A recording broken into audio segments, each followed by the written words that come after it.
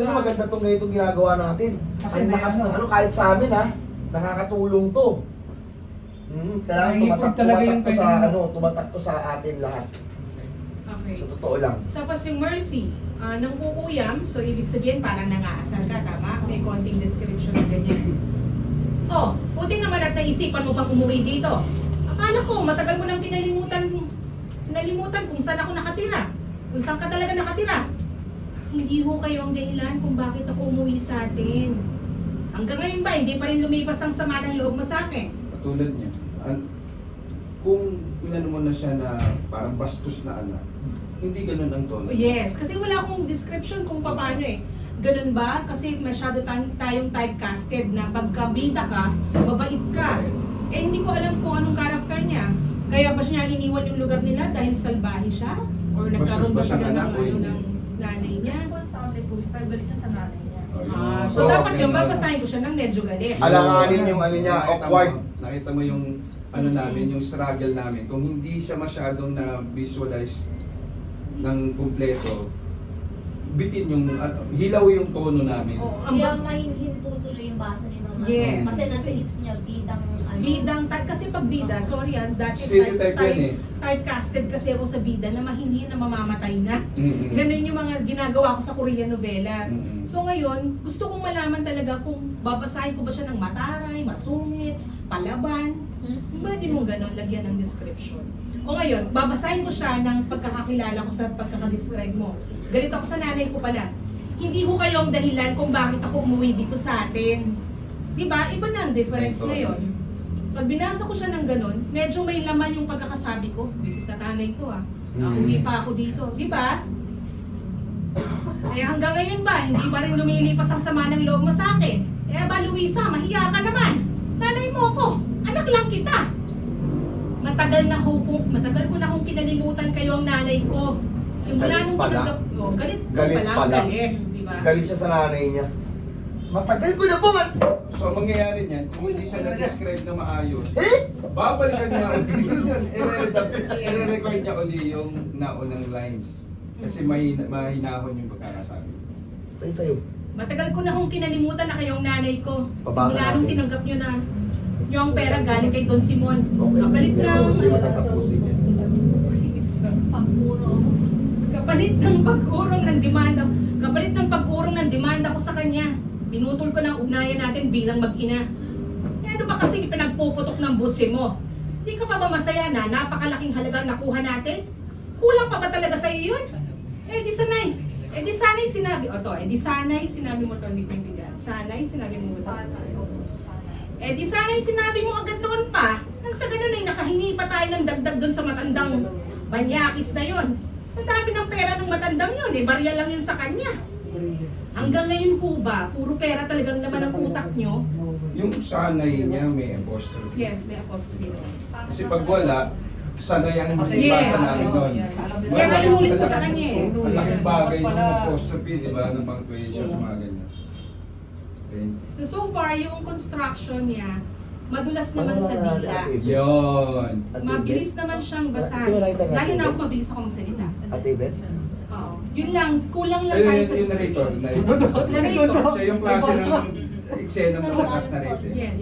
Sa narration. Halos lumunin ako ng galit sa mga sinabi ng nanay ko. 5 taon na ang nakalipas, pero hanggang ngayon ay nagpupuyos pa rin ang loob ko. Ang bala Ito, doon. parang, saan ka Marami nag-post pa siya, di ba? 5 taon na ang nakalipas, tama? Pero hanggang ngayon ay nagpupuyos pa rin ang loob ko sa masaklap kong nakaraan. Dahil alam kong patutunguhan dahil alam kong walang patutunguhan ang pag-uusap namin, walang salita akong tumalikod at lumabas ng bahay para hanapin ang mga kapatid ko. So far, okay naman siya. Dulas pa rin. Kaya lang to, konti na lang ng words, medyo mahaba na siya for a sentence. Kung pwede mo siyang putulin, pwede bang mapaganda? Nanonood siya. Ano lang, basta ano siya, wag mo siya masyadong ang daming dinidescribe na ano. Talagang kung pwedeng straight to the point o ganun kaga. Susunod ako 11,000. Kasi minsan Kasi ito, pwede mo na itong tapusin, no? Dahil alam ko walang patutunguhan ng pag-uusap namin, walang salita akong tumalikod. Pwede mo nang i-review doon. Lumabas ako ng bahay para hanapin ang mga kapatid ko. 11,000 word. So lumalim Pasa mo ko ng konti, babagyo. ah. Picture na. Video ba ito? Naka-video. May ano, may... Okay, next. O, di ba? Ang ganda ng gano'n. Kung ano ba? Next, sino? Kung ano ba? Ibang Gwen. Kaya lang Ano, iba kami maglolo. ng delivery ni Gwen. Oo. Binasa ko lang yan. Pero ano yan? Nakano po yan. Ano yun? Sinabi mo Okay, sa akin, next. title Sino, natin, sino? Paglulong may lihim. Ikaw. Kalamansi. Ano? Sige. Hindi pa natin nasusulat yun. Ano ba ito? Tingnan natin. Sige, sila pala bahala mag-alas. Pag ako na hindi ko nagugustuhan yung Ano, script, story? binabasa ko yung cellphone. Napapabato, ano? Wag! Wag mo Hindi ba ito subukan. nagro-rotate? Masisira ang Hindi, buhay ganun. mo. Hindi. Wait, tayo dyan. Hello, Mr. Sumit, romance character ni Sandro, 30 years old, suplado, Ayun, kay- arugante, bidang lalaki. O, di ba, ayan, ano na kagad eh, di ba? Suplado, arugante, bidang lalaki. So, Mayabang yan. oo, mayabang. Eh, kumbaga, kung hindi to bida, ang boses ko nito, grabe ka naman, ano ba nangyari sa'yo? Pero pag bida, grabe ka naman, ano ba nangyari sa'yo? Yan! Medyo Magkaiba. papunta sa prinsipe. Oo. Pero mas Pogi, pero suplado. Wala problema. mapogi, Ano ba problema mo? Anong ginagawa mo dito? Oo. So pagka ganyan ang boss mo, pre, parang ang pogi, di ba? Oo. Pogi pero mayabang. Diba? Yun. Oh, di ba? Kasi kumpleto yung ano mo. Hindi siya ganun kahaba. Pero Ito na yung parang. enough na para maintindihan namin kung paano namin i-deliver yung mga linya niya. Hayes, 24 years old, cheerful, family-oriented, bidang babae. O, ibig sabihin, pag family-oriented, di ba, mabait yan, na anak, di ba? Mrs. De La Vigne? De La Vigne. Ayan. Yung mga ganyang pangalan, may hirapan kami niyan. Mako-confuse kami na kung De La Vigne yan o De La Vigne. De Levine, De Levine. Yan. Delevin. Ito So, lang po yung... Iwasan na natin yung mga gano'n na very confusing. Di ba? Not unless kung lalagyan mo na kung paano ipopronounce, pero mahirap pa rin eh, no? Minsan pa, pag dinideliver na namin yan, David Pagpagod ka pa. Levine. Si Mrs. na nga lang. 50 years old, loving, motherly, Alessandro. Delevin. Delevin. Delevin.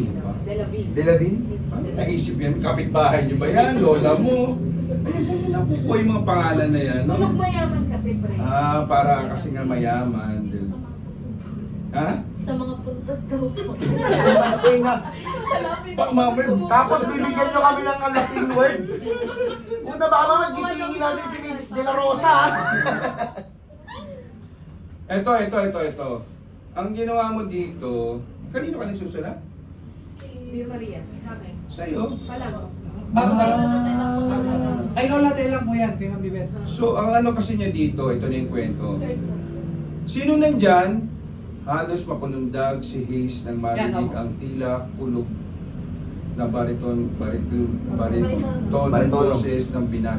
So kita mo, dito, dahil ano to eh, parang Story. love story, wala nakalagay na pangalan kung sino Wala. ang sasalita. So hindi ko alam kung sino nandyan, sino kaya nagsalita.